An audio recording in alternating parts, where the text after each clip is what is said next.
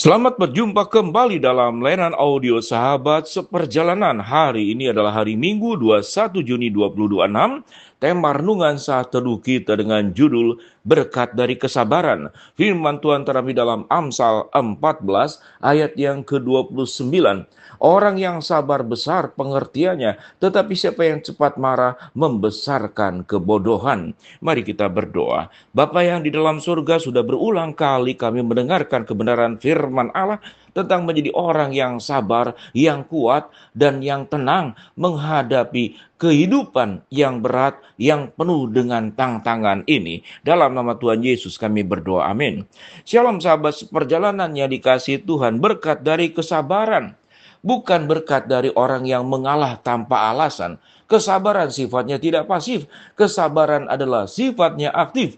Kesabaran adalah sifatnya bergerak maju ke depan, bukan mundur ke belakang. Kenapa dikatakan maju ke depan? Bukankah orang yang emosi itu yang bergerak lebih maju? Kalau ada orang yang bertengkar, yang satu emosi, yang satu sabar, yang emosi itulah yang bergerak lebih maju kepada orang yang sabar. Yang sabar biasanya mundur teratur.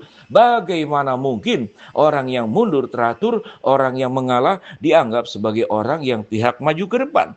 Maju ke depan bukan berarti adalah bergerak di dalam langkah, tetapi maju ke depan adalah menuju kepada kedewasaan, menuju sebuah kemenangan, yaitu melawan, mengelola, mengendalikan emosi yang tidak terkendali.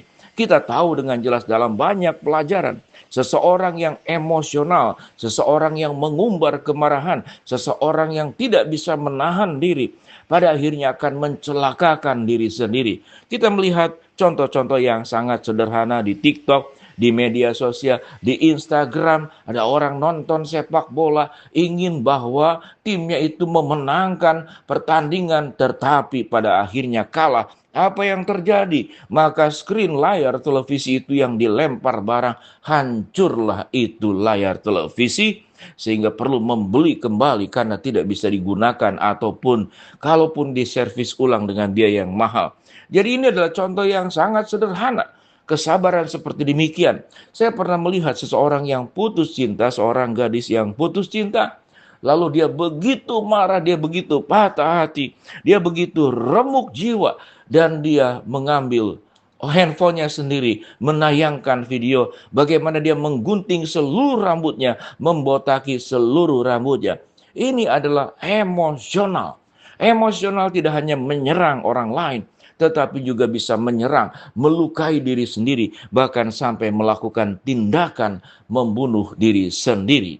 Sahabat seperjalanan, kesabaran sifatnya aktif. Kesabaran itu sifatnya menuju ke depan, bukan diam diri atau kemudian mundur ke belakang. Apa yang maju? Maju bukan maju untuk bertengkar, maju untuk melawan, maju untuk menghabisi orang-orang yang merugikan kita atau berbuat jahat. Tetapi maju makin matang, maju makin penuh dengan hikmat. Apa yang firman Tuhan katakan dalam Amsal 14 ayat yang kedua 8 dan 29. Orang yang sabar besar pengertiannya, tetapi siapa yang cepat marah membesarkan kebodohan. Ayat 30 berkata, hati yang tenang menyegarkan tubuh, tetapi iri hati membusukkan tulang. Lalu firman Tuhan pada bagian yang berikut, siapa menindas orang yang lemah, menghina penciptanya, siapa menaruh belas kasihan kepada orang miskin, memuliakan dia. Oh, ayat 32, orang fasik dirobohkan karena kejahatannya, tetapi orang benar mendapatkan perlindungan karena ketulusannya. Di sini ada penjabaran-penjabaran daripada ekspresi kesabaran. Apa yang firman Tuhan katakan?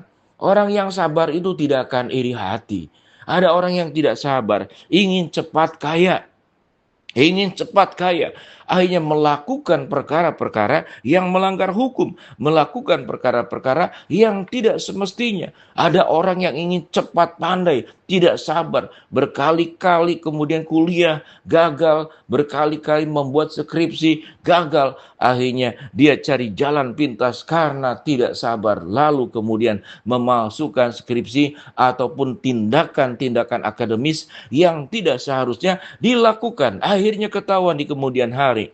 Hanya yang terjadi bukan kemuliaan, bukan keberhasilan, bukan orang memuji kita, tetapi justru keburukan yang terbongkar di kemudian hari.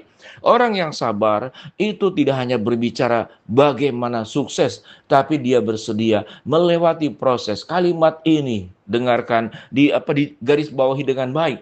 Orang yang sabar itu dia akan melewati proses, tidak terburu-buru ingin cepat sukses, lalu kemudian mengabaikan proses itu sendiri. Dengan demikian sahabat seperjalanan, biarlah kita boleh belajar di dalam kehidupan menjadi orang-orang yang sabar. Karena orang yang sabar itu maju ke depan, bergerak ke depan. Orang yang sabar itu aktif terus bagaimana meningkatkan diri menjadi orang yang bijaksana. Firman Tuhan jelas mengatakan orang yang sabar akan menghasilkan bijaksana. Orang yang bijaksana dalam memutuskan, dalam mengambil sikap, dia dengan hati dingin, kepala yang bersih, dan hati yang kemudian dikendalikan oleh Allah dan bukan dikendalikan oleh emosi pribadi. Sahabat seperjalanan yang dikasihi Tuhan, kalau kita mengalami kesengsaraan dan kesulitan, apa yang firman Tuhan katakan dalam Roma 5 ayat 3 sampai ke 4, kita malah bermegah dalam kesengsaraan kita, karena kita tahu bahwa kesengsaraan itu menimbulkan ketekunan, dan ketekunan menimbulkan tahan uji, dan tahan uji menimbulkan pengharapan. Sahabat seperjalanan, di tengah kondisi ekonomi yang tidak menentu, kita sedang diuji, mencari uang susah, bekerja susah, membuka usaha susah, melamar pekerjaan sulit, semuanya serba sulit. Tetapi kalau kita dengan memaksakan, bersungut-sungut menyalahkan ini, atau melakukan tindakan ingin cepat-cepat, tidak melalui proses, pada ujungnya yang didapat bukan lagi keuntungan, tetapi yang didapat justru bisa malapetaka, persoalan, pelanggaran hukum, ataupun bentuk-bentuk yang tidak hanya merugikan diri sendiri, juga merugikan orang lain. Sahabat seperjalanan, kalau kita mendengar pepatah orang yang sabar itu disayang Tuhan sewaktu masih kecil. Tapi demikian memang, orang-orang yang dikasih oleh Allah, seyogianya hidupnya hidup dalam kebenaran. Dan ingat, Tuhan tidak membiarkan kita. Tuhan akan menolong kita. Tuhan akan memampukan kita. Mazmur 37:7 dikatakan, berdiam dirilah di hadapan Tuhan dan nantikanlah Dia. Jangan marah kepada orang yang berhasil dalam hidupnya. Jangan putus asa kalau orang berhasil, lalu seakan-akan kita, mengapa Tuhan berlambat-lambat untuk menolong saya menjadi pribadi yang berhasil dan sukses. Sahabat seperjalanan, sabar itu aktif. Sabar itu berjalan menuju ke depan, menuju kepada kedewasaan. Sabar itu membuat kita menjadi orang yang berhikmat, dan sabar itu membuat kita yang hidup di dalam proses, tidak ingin cepat-cepat sukses. Ada banyak berkat, pengalaman hidup, keterampilan, karunia yang kita dapatkan lewat proses yang kita jalani. Sahabat seperjalanan, jadilah pribadi yang sabar. Berkat Allah akan tercurah kepada kita, kekuatan Tuhan akan menyertai kita.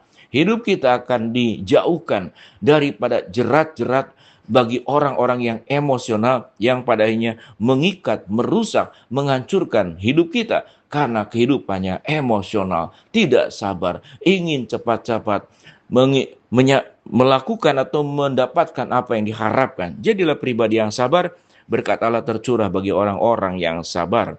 Mari kita berdoa. Bapa dalam surga, hamba-Mu berdoa buat sahabat seperjalanan yang sakit, Tuhan jamah sembuhkan. Yang sedang menghadapi masalah, Tuhan bukakan jalan. Yang sedang berdoa mengharapkan sesuatu, Tuhan kabulkan sesuai dengan waktu dan rencana Tuhan yang terbaik. Di dalam nama Tuhan Yesus kami berdoa. Amin. Shalom, Tuhan memberkati kita semua.